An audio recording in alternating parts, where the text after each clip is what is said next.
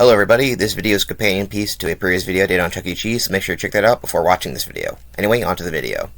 Most people know what Chuck E. Cheese is, but what you might not know is that if you go to some Chuck E. Cheeses, you might see the animatronics looking a little differently.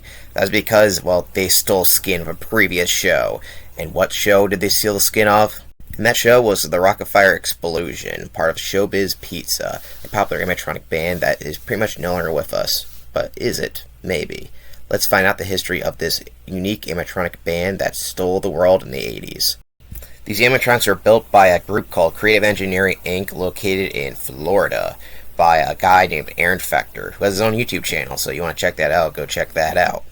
The characters here had a lot more vibrant personality, which goes along with their much better animatronic bases, where they can do a lot more and express a lot more than the Chuck E. Cheese ones could. Starring the famous bear, Billy Bob Bear. There he is. He's Billy Bob. What a great name. If you couldn't guess, he's a country bear who was actually voiced by his own creator. Pretty interesting.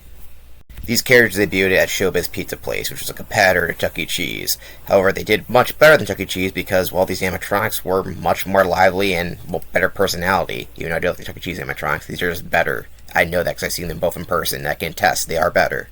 No, these guys have some great character personalities, but they also get in fights, and they have their own egos and stuff like that, but they also come together to make some pretty fine covers, and they're just well animated. It's just a very fun show to watch.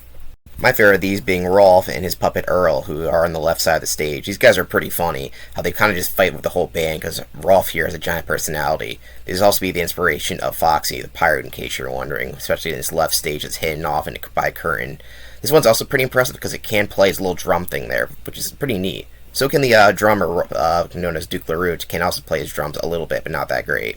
Now, in case you're wondering why these guys are so special, take a look at how these guys are moving currently right now, and all their unique movements, and I'll compare it to how Chuck E. Cheese looked like at the time in comparison. And here's what the Chuck E. Cheese animatronics looked like at the time.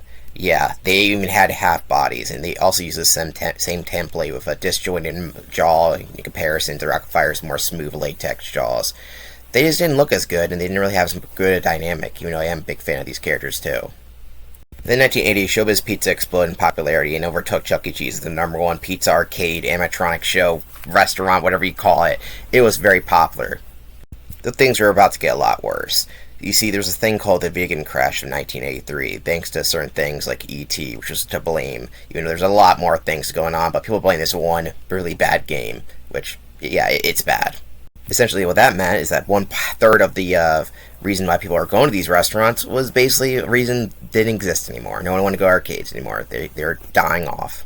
And having two of the same type of restaurant near each other, like really battling out, really didn't help each other at all. In fact, it really hurt Chuck E. Cheese, who went bankrupt during this time, and Showbiz bought them out and wanted to make a merger.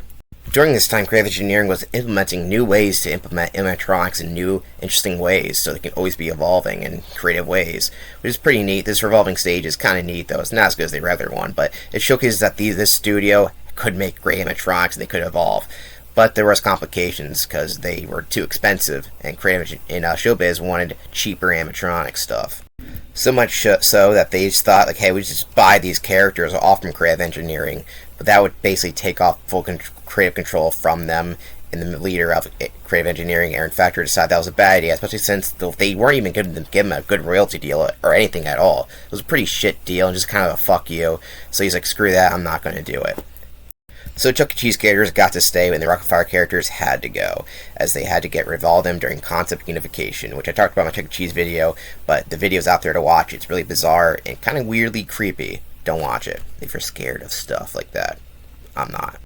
The Chuck E. Cheese reskin was not implemented very well. In fact, it would take a while for them to even really get the Chuck E. Cheese characters to where they're at later on, made them work better as a dynamic. Yeah, the reskin one was just not a great look. They felt like they weren't really supposed to be there, and they took a lot of the creativity of Creative Engineering and basically took it away. Like Munch's Make Believe Band, what a terrible name. That was not even the original band Chuck E. Cheese had. It was the Pizza Time Group. Whatever. And from that point on, the Rock-afire Explosion did not really continue. Creative Engineering basically laid off every single worker except for its owner, who still owns the warehouse. I don't know how he pays for it. But he was able to get some little things going, but really nothing that special, because they were just a really risky business move, and there really wasn't any way that anyone really wanted these animatronics, unfortunately. But the strange thing about this group is that, well, they have remained more persistent than even Chuck E. Cheese has, very oddly. It gained a cult following later on, especially during the internet age. In the 2008, there's even a documentary about the fandom and the rise and fall of the group that does a better job than me, because it actually has the people who are involved with it and actually experienced it there. I experienced it late hand. I wasn't there for the original one, but I have seen the show, so I guess I do count. Thanks to Chuck E. Cheese's new business model, there are currently more Rock-afire Explosion shows currently out there than there are Chuck E. Cheese shows, which is insane to think about. Most notably is Billy Bob's Wonderland in West Virginia, which has restored them multiple times, and it's the easiest way to view them, at least if you're on the East Coast. This is the one I've seen, and seeing them in person, it's pretty great. It's also a pretty great arcade area if you want to go there, just laser tag and stuff like that. It feels like a retro arcade, and it's very nice. I highly recommend going there.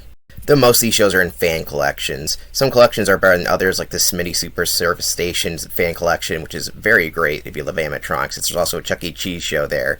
But yeah, if you want to see stuff like that, there is fan stuff for them online, so I recommend checking that stuff out. But that's pretty much where the Rock-afire is at this point.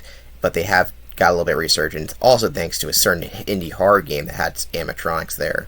Rock-afire Explosion, like I said, got a lot more eyes when later on a indie horror game called Find the Phrase, when it released in 2014, became a cultural phenomenon, which was about animatronics that are basically trying to kill you. That's the best way to put it, without going into the deep lore of this series. But Find the Phrase became really popular enough that there's copycats, including horror movies that are just based off the game, which actually use... Well, it's an indie film called The Hug, which obviously uses the Rock-afire character costumes as retrofitted to be slightly different. It looks exactly like Billy Bob. But yeah, this is basically one of those FNAF rip-offs where it's like it's horror animatronic. It came out before FNAF came out, the actual FNAF movie. Now they actually make another one. Can't wait to see that. Maybe. I don't know. And that, everybody, is the brief history of the Rock-afire Explosion. Once a popular animatronic band, now kind of forgotten, but has a cult following thanks to weird indie horror games that took off and exploded in popularity. And that's really probably where it will remain to this day. It'll probably just remain as a cultural landmark, and you can be able to find some shows still out there if you really want to see it. There's plenty of YouTube videos for more research if you're more interested into this group.